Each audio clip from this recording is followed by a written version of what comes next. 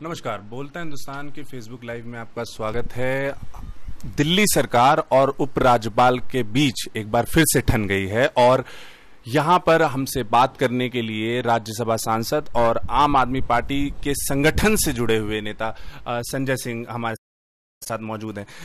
ये बताइए सर, कितने दिन से काम ठप पड़ा हुआ है दिल्ली सरकार का और क्या दिक्कतें क्या आ रही हैं? 4 साल हो गए सरकार को। देखिए, पहली बात तो ये कि जिस दिन से दिल्ली में हिंदुस्तान के सबसे बड़े अपराधी हैं जिसको पुलिस दिल्ली की वो कार्रवाई करना चाहती है, मीडिया में भी खूब खबरें हमारे खिलाफ चलाई गई।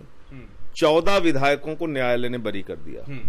जब उनको गिरफ्तार किया गया तो उनको सबसे बड़ा अपराधी बताया गया, जब बरी किया गया तो वो छोटी सी खबर आती है। तो आपने उनकी इज्जत उतार ली, उनको समाज में बेइज्जत किया, अपमानित किया, उनकी प्रतिष्ठा को खत्म किया।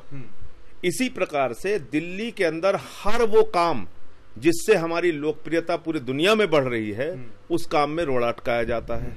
हमने मोहल्ला क्लिनिक का जो मॉडल दिया, आज उसकी चर्चा हिंदुस्तान ही नहीं अमेरिका तक में हो रही है। उस मोहल्ला क्लिनिक को हम 1000 मोहल्ला क्लिनिक दिल्ली में खोलना चाहते हैं। डॉक्टरों की नियुक्ति नहीं होने दे रहे हैं, मोहल्ला क्लिनिक के लिए जगह और जमीन नहीं देते, मोहल्ला क्लिनिक की फाइलें नहीं पास करते, उस पर अधिकारी बैठे हुए हैं। पिछले 4 महीने से आईएएस अधिकारियों की हड़ताल चल रही है। वही आईएएस अधिकारी और आईपीएस अधिकारी उत्तर प्रदेश में विधायकों से मार खाता है। वही आईएएस अधिकारी चंडीगढ़ के अंदर और हरियाणा के अंदर अपमानित होता है, उसके लिए कोई आईएएस एसोसिएशन नहीं खड़ा होता। एक आईएएस अधिकारी की बेटी के साथ बदसलूकी करता है एक भाजपा नेता का बेटा हरियाणा के अंदर, विकास बराला, उसके ऊपर कोई आईएएस एसोसिएशन पूरे हिंदुस्तान के अंदर आवाज नहीं उठाता। एक आईपीएस अधिकारी को अभी उत्तर प्रदेश के अंदर एक एडिशनल एसपी स्तर के अधिकारी को अभी एक विधायक ने कहा कि भाई तुमको जूते से लातों के भूत बातों से नहीं मानते, उस पर कोई नहीं बोलता, पुलिस का अधिकारी कोई एसोसिएशन नहीं बोलता। आम आदमी पार्टी के मुख्यमंत्री को 3-3 घंटे तक दिल्ली पुलिस के लोग पूछताछ करते हैं। उप मुख्यमंत्री के घर में बैठ के 3-3 घंटे पूछताछ करते हैं। आपने मजाक बना रखा है दिल्ली को। आपने हमारे मुख्यमंत्री के दफ्तर पे सीबीआई का छापा डलवा दिया, उप मुख्यमंत्री के दफ्तर पे सीबीआई का छापा डलवा दिया, स्वास्थ्य मंत्री के दफ्तर पे सीबीआई का छापा डलवा दिया। स्वास्थ्य मंत्री की बेटी के खिलाफ आपने 2 साल तक मुकदमे सीबीआई के चलवाए और बाद में कह दिया साहब इसमें कोई गलत नहीं है। तो आप क्यों ऐसा कर रहे हैं? क्या दुश्मनी आप निभा रहे हैं? आप ऐसे डेमोक्रेसी को चलाना चाहते हैं? इस देश में लोकतंत्र चलेगा या मोदी तंत्र चलेगा या लाट साहब तंत्र चलेगा या किसका तंत्र चलेगा? मोदी तंत्र चलेगा, लाट साहब तंत्र चलेगा। आपको क्यों, आम आदमी पार्टी को ऐसा क्यों लगता है कि एलजी जो है वो मोदी के इशारे पे ही काम करेंगे? देखिए, एलजी जो है वो मोदी के इशारे पर इसलिए काम करेंगे कि एलजी से हमारी कोई व्यक्तिगत दुश्मनी नहीं है। एलजी और राज्यपाल इस देश के अंदर कैसे काम कर रहे हैं ये भी कर्नाटक में आपने देख लिया, ये आपने अरुणाचल में देख लिया, ये आपने उत्तराखंड में देख लिया, ये आपने मणिपुर में देख लिया, ये आपने गोवा में देख लिया। जिन जिन राज्यों में राज्यपाल के पद का दुरुपयोग किया गया वो आपके सामने है उदाहरण। चुनी हुई सरकारों को बर्खास्त कर देना, जोड़ तोड़ की सरकारों को बनवा देना, ये काम कर रहे हैं राज्यपाल और एलजी। तो इसलिए अगर आप मुझे एक कारण बताइए ना भाई कि राशन की होम डिलीवरी दिल्ली सरकार करना चाहती है, घर घर राशन पहुंचाना चाहती है बगैर बिचौलिए के, इस काम को रोकने का क्या कारण हो सकता है? मुझे कोई समझा दे जरा। हम दिल्ली के अंदर, एक मिनट, हम दिल्ली के अंदर सीसीटीवी कैमरा लगाना चाहते हैं महिलाओं की सुरक्षा के लिए। उस फाइल को रोकने में क्या इंटरेस्ट है अनिल बैजल का, जरा हमको समझा दीजिए। इसमें इंटरेस्ट है नरेंद्र मोदी का, इसमें इंटरेस्ट है भारतीय जनता पार्टी का, क्योंकि भारतीय जनता पार्टी की सरकारें 4 गुना ज्यादा दाम में बिजली देती हैं और हम 4 गुना ज्यादा सस्ते दाम में बिजली देते हैं। हम 4 गुना सस्ते दाम में बिजली देते हैं और वो 4 गुना महंगे दाम में बिजली देते हैं। ये बुनियादी फर्क है। तो आम आदमी पार्टी की लोकप्रियता हिंदुस्तान के अंदर न बढ़ने पाए, इसलिए इस सरकार को चलने मत दो, इस सरकार के काम मत होने दो। अनिल बैजल के अंडर में सर्विसेज आती हैं, वो दिल्ली के एलजी हैं। 4 महीने से दिल्ली के आईएएस अधिकारी हड़ताल पे हैं, कोई काम नहीं कर रहे हैं, ना मोहल्ला क्लिनिक का काम कर रहे हैं, ना पानी का, ना बिजली का, ना अनऑथराइज्ड कॉलोनीज के अंदर सड़कें बनाने का, ना सिग्नेचर बीच का, कोई काम नहीं कर रहे हैं। सारे काम को उन्होंने रोक रखा है। बैजल साहब से मैं पूछना चाहता हूं आपके माध्यम से, आपने उन हड़ताल को खत्म करने के लिए क्या कदम उठाया, क्या कार्रवाई आपने की? आईएएस अधिकारियों के कंडक्ट रूल के अंदर लिखा हुआ है वो हड़ताल पे नहीं जा सकते, उनको कोई भी हड़ताल करने का, सांकेतिक हड़ताल करने का भी अधिकार नहीं है। आपने उसको खत्म करने के लिए क्या किया? सिर्फ और सिर्फ एक चुनी हुई सरकार को, प्रचंड बहुमत से चुनी हुई सरकार को चलने नहीं देना है। ये साफ तौर पे अब सबको दिखने लगा है। एक राशन होम डिलीवरी का आपने नाम लिया, बहुत अच्छी स्कीम थी और इसको अटका दे। दिक्कतें क्या थी सर इस स्कीम को लेकर? फाइल क्यों रुकी, फिर उसके बाद इसको लेकर बहस हुई? दिक्कत क्या है? सिर्फ ये है कि जो सरकार दिल्ली में चल रही है उसके अगुआ का, मुख्यमंत्री का नाम अरविंद केजरीवाल है और उस पार्टी का नाम है आम आदमी पार्टी, जिसकी सरकार चल रही है। ये दिक्कत है। बाकी राशन की होम डिलीवरी तो सबसे अच्छा माध्यम है भ्रष्टाचार को खत्म करने का, राशन की दलाली और धांधली को खत्म करने का। उसको रोकने का क्या मकसद हो सकता है? मकसद साफ है कि भारतीय जनता पार्टी और नरेंद्र मोदी जी नहीं चाहते हैं कि दिल्ली में जो सरकार काम कर रही है वो ऐसा काम करे जिससे लोकप्रियता उसकी बढ़े, जिससे जनता के बीच में उसकी एक्सेप्टेंस बढ़े। ये नहीं चाहते वो लोग, बिल्कुल साफ तौर पे दिख रहा है। एक और सवाल, जो दिल्ली में वाईफाई फ्री देने का एक वादा किया था, इसको लेके एक वहम फैलाया गया कि आम आदमी पार्टी इस वादे को पूरा नहीं कर पाई। इसके पीछे का सच क्या है? देखिए, ये मैंने आपको कहा कि हिंदुस्तान की सबसे बड़ी अफवाह कंपनी अगर कोई है तो आरएसएस और बीजेपी है। ये झूठ की बुनियाद पर, इमारत पर बैठे हुए लोग हैं। 15 लाख देने का वादा कहा, नहीं किया। 2 करोड़ रोजगार देने की बात कही, नहीं पूरा किया। किसानों का कर्ज माफ करने की बात कही, नहीं पूरा किया। किसानों के फसल का 1.5 गुना दाम देने की बात कही, नहीं पूरा किया। बेटियों को सुरक्षा और महंगाई को खत्म करने की बात कही, बेटियों को सुरक्षा देने की बात कही, नहीं पूरा किया।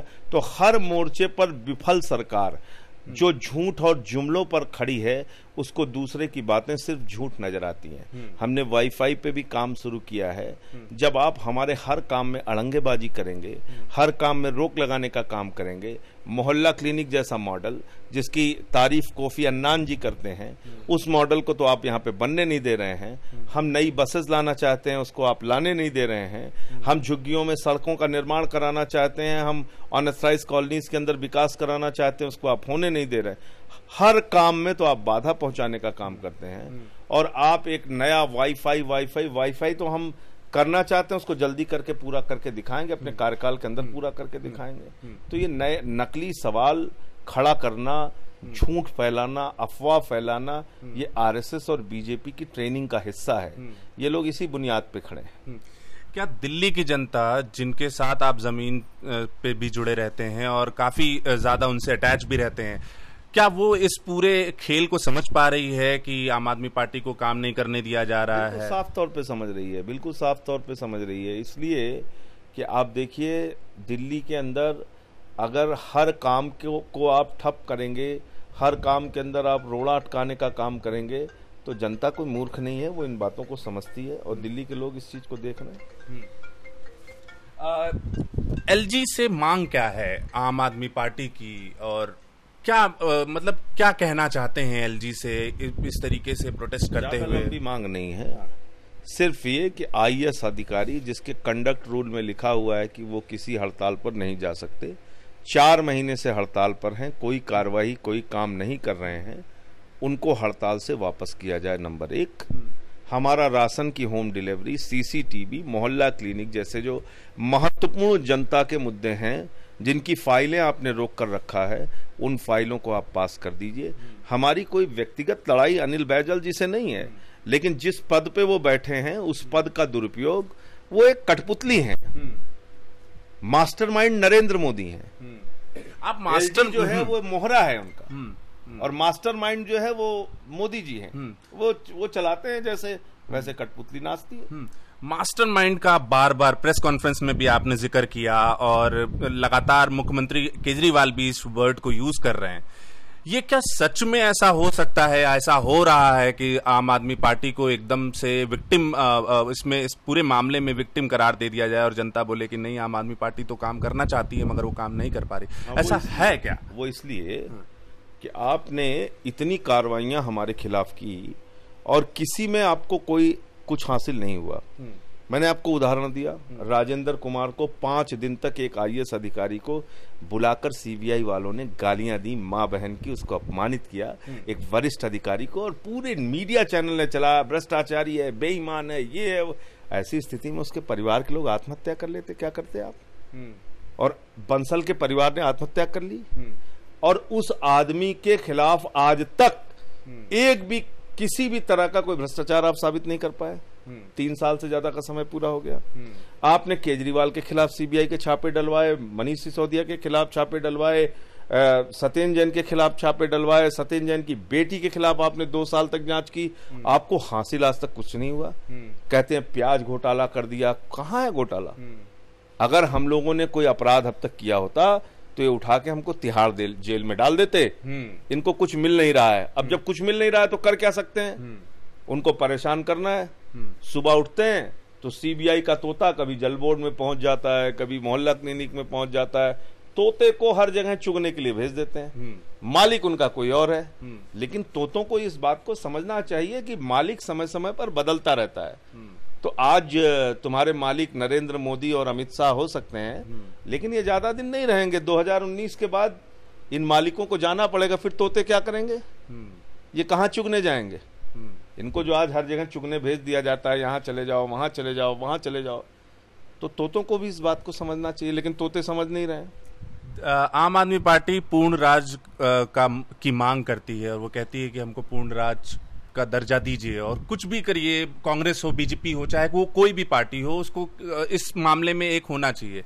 किस लहजे से और किस उस तरीके में ये पॉसिबल हो सकता है? क्योंकि शीला दीक्षित का कहना है कि इस पूरे मामले पे एक कानूनी रूप से बदलाव करना पड़ेगा। ये ऐसे नहीं होगा कि बोल दिया, प्रोटेस्ट कर दिया और सारी चीजें ऐसे चुटकी बजाते हो गई। इसको कैसे पॉसिबल बना सकते हैं आम आदमी पार्टी या आम डोमेन में भी ये चीज आनी? देखिए, ऐसा है कि करने को तो अगर मोदी जी इस तरह के तुगलक हैं कि उन्होंने 8 बजे नवंबर में 16 नवंबर को 8 बजे आते हैं और कहते हैं पूरे देश में नोटबंदी लागू होगी।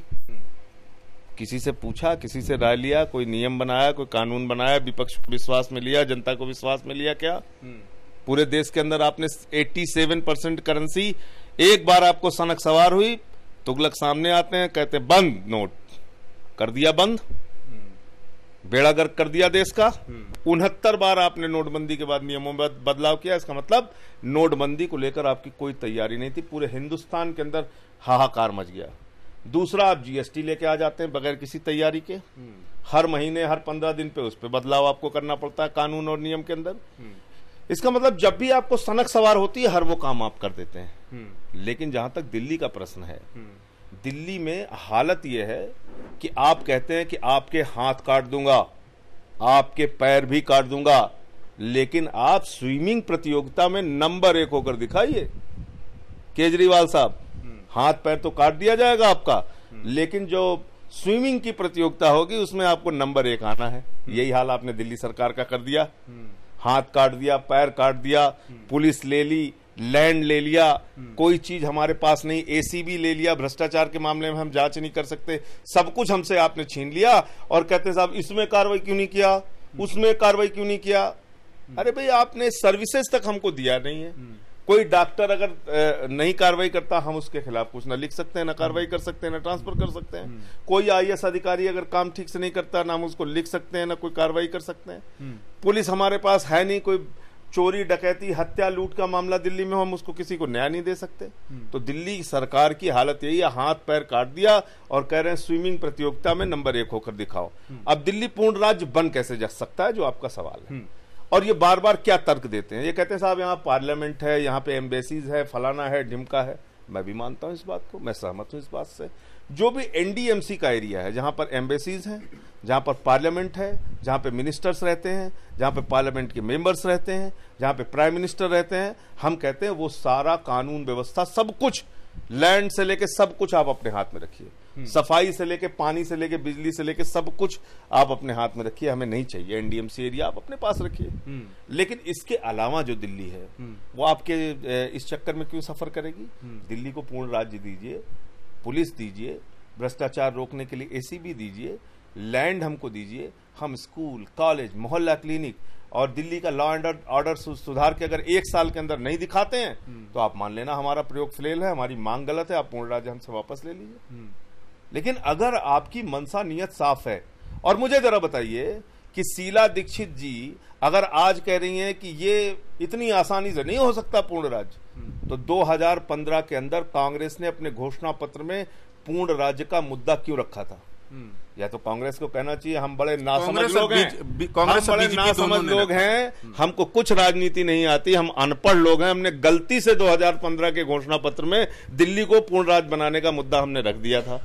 बीजेपी जो अब कहती है पूर्ण राज्य नहीं हो सकता, बीजेपी ने अपने घोषणा पत्र के अंदर कई बार इस मुद्दे को रखा कि दिल्ली को पूर्ण राज्य होना चाहिए। तो तब क्या बीजेपी नासमझ थी?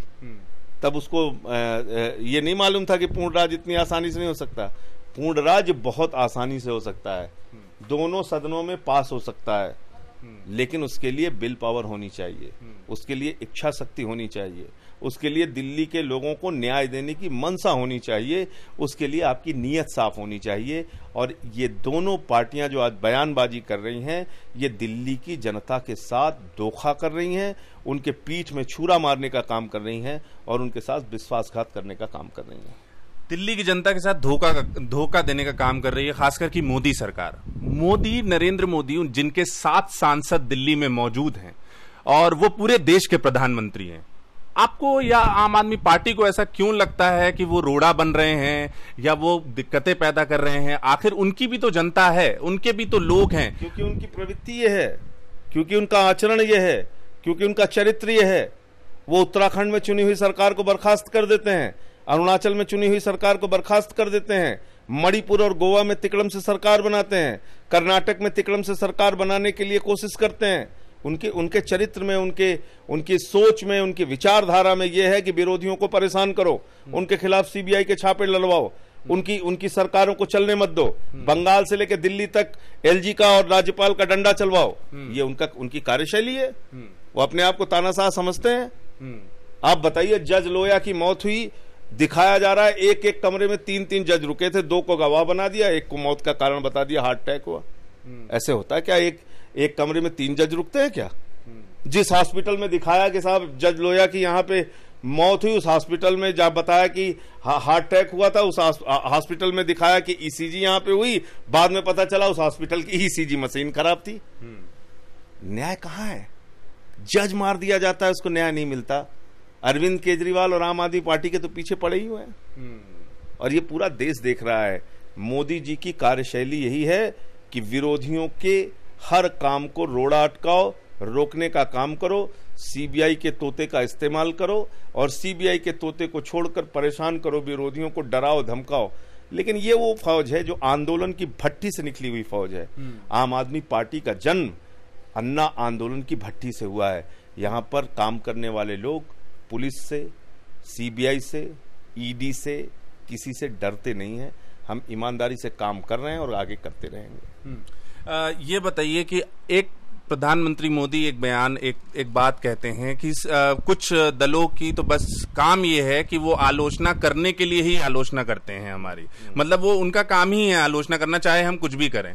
तो आलोचना करने के लिए क्या सिर्फ आलोचना ही की जाएगी या कुछ काम होगा या कुछ काम भी किया है? आपको 4 सालों में, 4 साल अभी पूरे हुए हैं 25 मई को, 4 सालों में प्रधानमंत्री मोदी का कोई भी एक ऐसा काम जो उन्होंने अच्छे तरीके से पूरा किया हो, या क्या देखते हैं इन 4 सालों को, किस तरीके से देखते हैं आप? नहीं, उन्होंने बहुत अच्छा काम किया है। सीमा पर हमारे जवान शहीद हुए हैं उनकी नीतियों के कारण।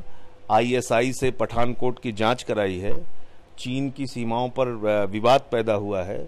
कश्मीर के अंदर दंगे फसाद बढ़े हैं। देश के अंदर मॉब लिंचिंग करके लोगों को चौराहे पे पकड़ के मार दिया गया है। तमाम अच्छे काम किए मोदी जी जो आपके सामने हैं। खुली आंख से देखिए, जज लोया की मौत हुई है, सहारनपुर के दंगे हुए हैं, बहुत अच्छे अच्छे काम किए भाजपाइयों ने। आप कुछ बोलिए तो आपको राष्ट्रद्रोही कह के पाकिस्तान भेज देने की बात कहते हैं। और क्या करेंगे? क्या क्या क्या अच्छा काम किया वो मुझे कोई, मैं पूछता हूं, बताने को कोई तैयार नहीं होता। नोटबंदी जैसा अच्छा काम किया उन्होंने। पेट्रोल 85 रुपए में कर दिया। आपने कभी सोचा था कि पेट्रोल आपको 85 रुपए में मिलेगा? ये काम मोदी जी ने किया है हमारे। 85 रुपए में पेट्रोल बेच रहे हैं, 75 रुपए में डीजल बेच रहे हैं।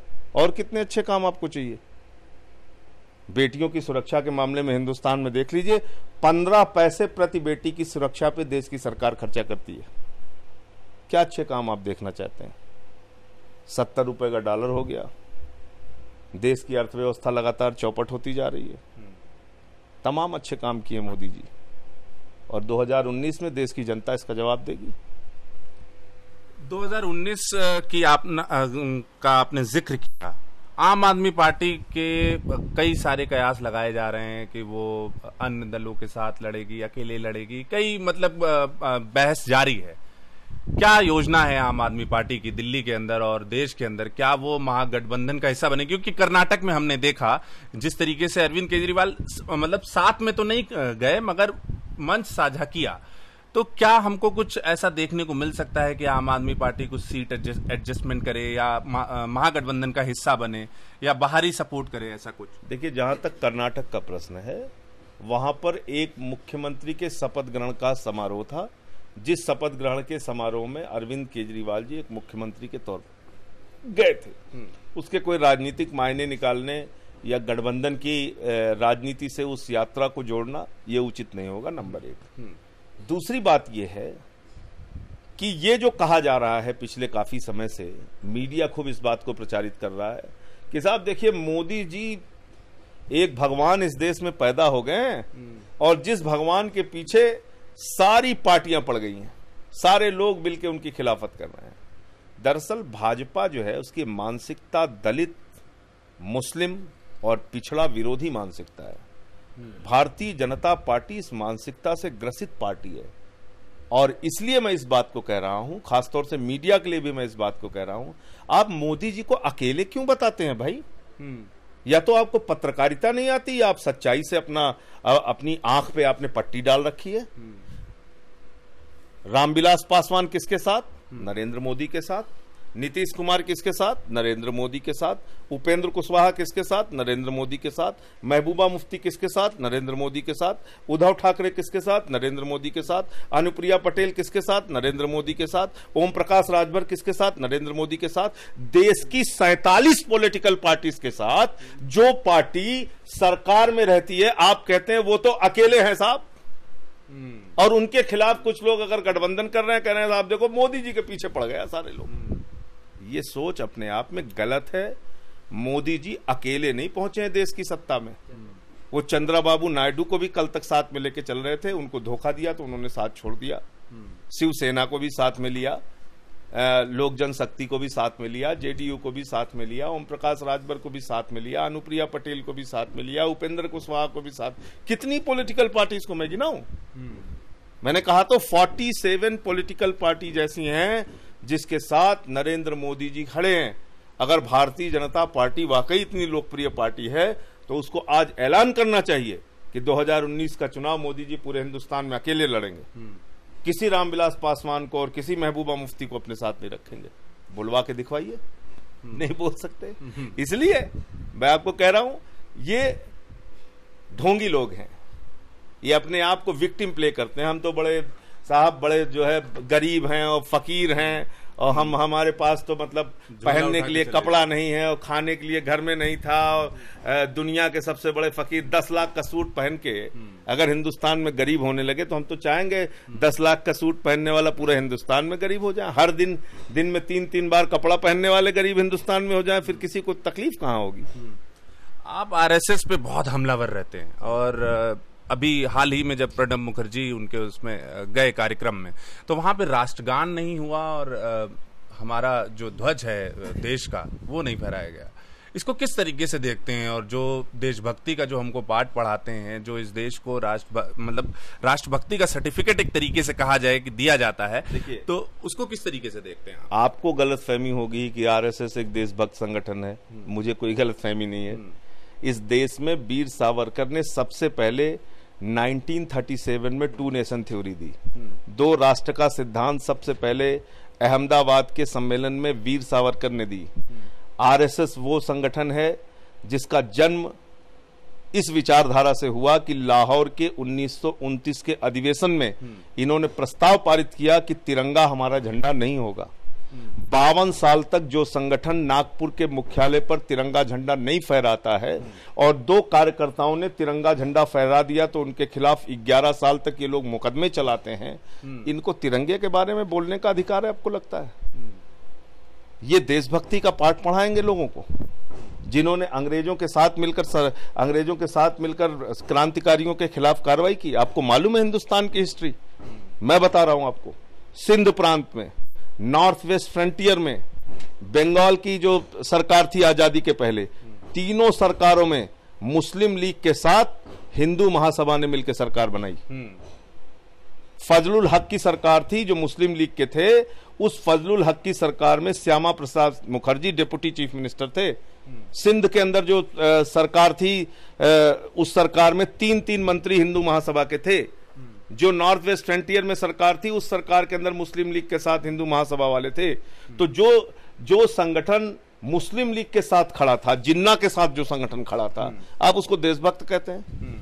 अभी जिन्ना पे इन्होंने बवाल मचाया। मैंने तो सवाल पूछा, साबरमती के आश्रम में जिन्ना की फोटो है, मुंबई के हाई कोर्ट में जिन्ना की फोटो है, देश की पार्लियामेंट में जिन्ना की फोटो है, लेकिन कर्नाटक का चुनाव है इसलिए आपको अलीगढ़ के अंदर जिन्ना की फोटो दिख रही है। जिन्ना की विचारधारा से मेरी कोई सहमति नहीं है और मैं मानता हूं कि जिन्ना के लिए, हिंदुस्तान में जिन्ना की विचारधारा के लिए कोई जगह नहीं होनी चाहिए।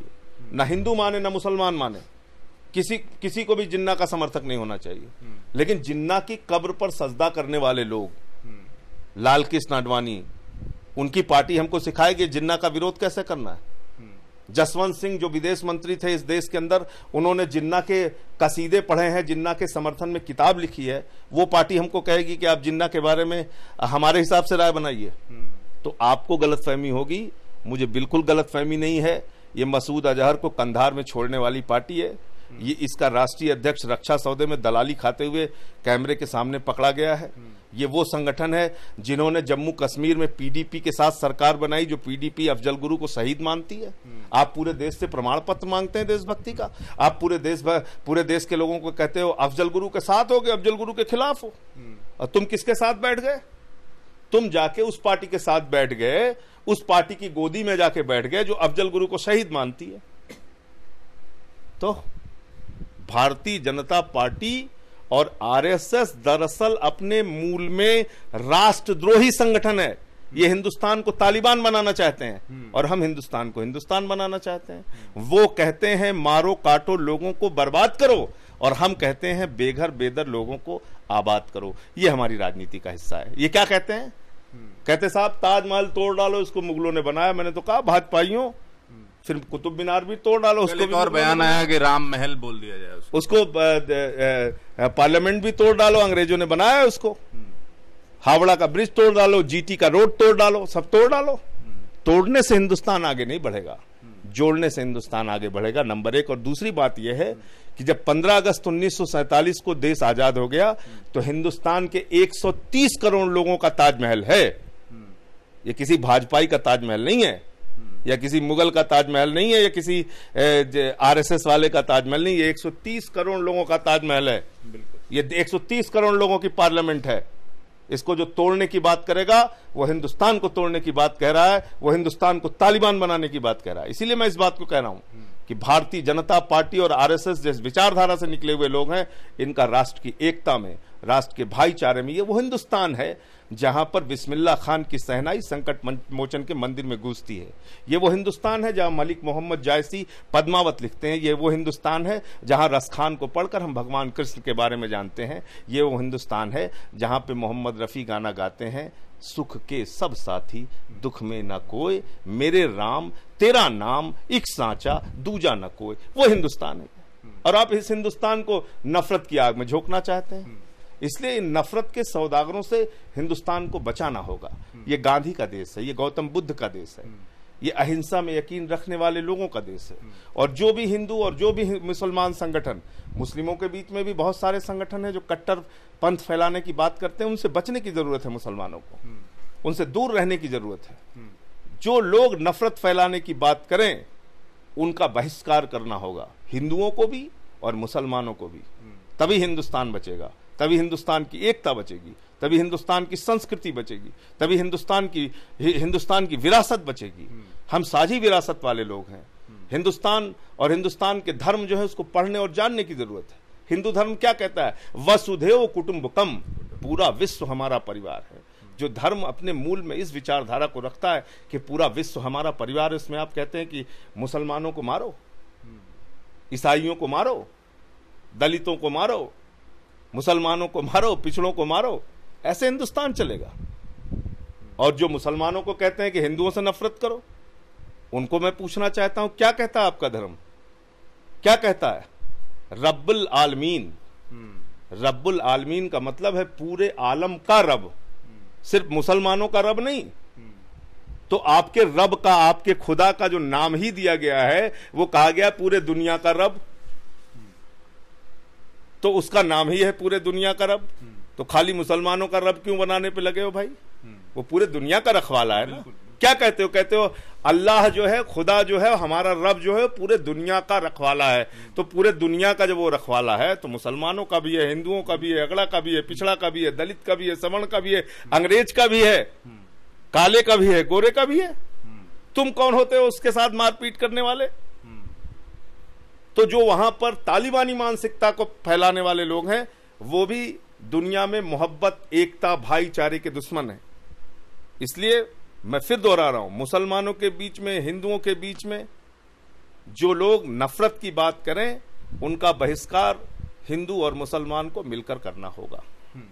नफरत का बहिष्कार करना होगा। एक और चीज सामने आई, कोबरा पोस्ट को लेकर खुलासे हुए और मीडिया के जो जिसको कहते हैं गंदा खेल सामने आया, उसको किस तरीके से देखा जाए या किस तरीके से देखना चाहिए हमको इस वक्त? क्योंकि कोई मीडिया उसके बारे में बात ही नहीं किया, कोबरा पोस्ट के बारे में जो खुलासे हुए, जिस तरीके से वो समझौते करने के लिए तैयार हो गए कि हम आपका वो प्रचार करेंगे, इसको किस तरीके से हम देखें? या देखिए, वो मीडिया का बहुत भयावह सच है जिसको आप जानते हैं तो रोंगटे खड़े हो जाते हैं। देश का चौथा स्तंभ है मीडिया।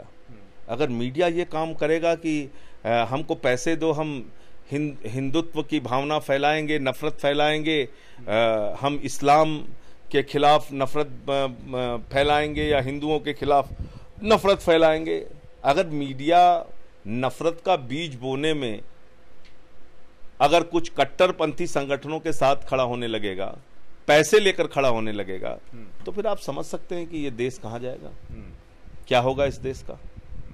तो जो कोबरा पोस्ट के अंदर जो सच दिखाया गया है, मीडिया का जो चरित्र दिखाया गया है, किस तरह से पैसे लेकर, पैकेज लेकर, किस तरह से उसका दुरुपयोग किया जा रहा है मीडिया के तंत्र का, ये जो दिखाया गया, ये बहुत ही भयावह सच है।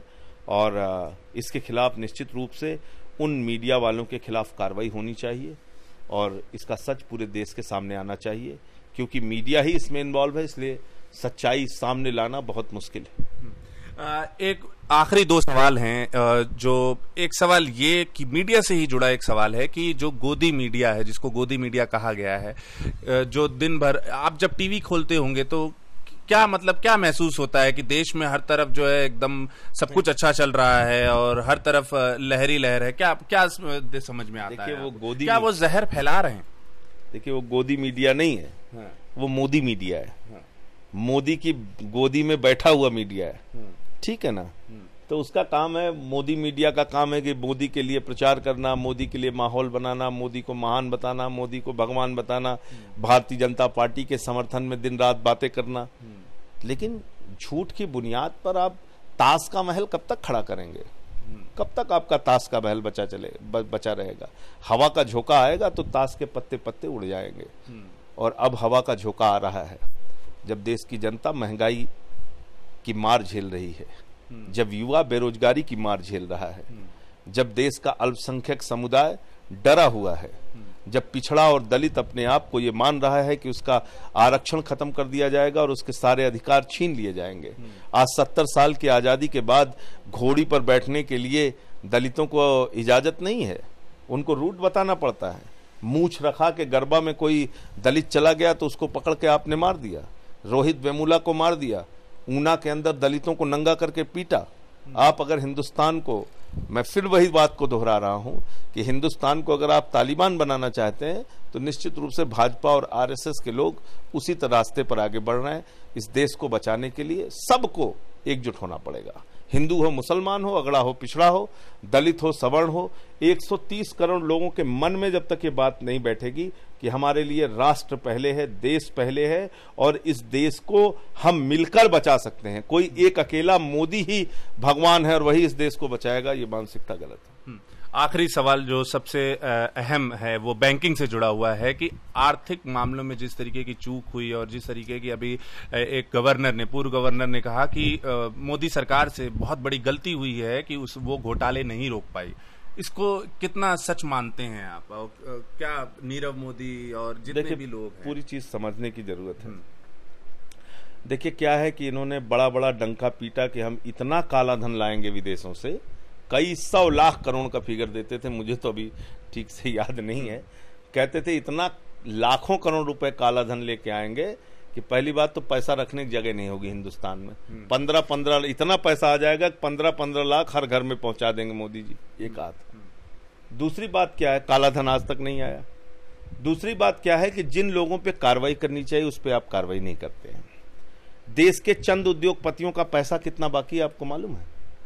1,25,000 करोड़ का कर्जा अंबानी ग्रुप के ऊपर है, 1,03,000 करोड़ का कर्जा एसआर ग्रुप के ऊपर है, 1,01,000 करोड़ का कर्जा वेदांता ग्रुप के ऊपर है, 96,000 करोड़ का कर्जा अडानी ग्रुप के ऊपर है, 75,000 करोड़ का कर्जा जेपी ग्रुप के ऊपर है, 8,55,000 करोड़ का कर्जा है। 8,55,000 अगर मैं आपको कहूं लिख डालिए 8,55,000 करोड़ तो जीरो लगाते लगाते आप थक जाएंगे।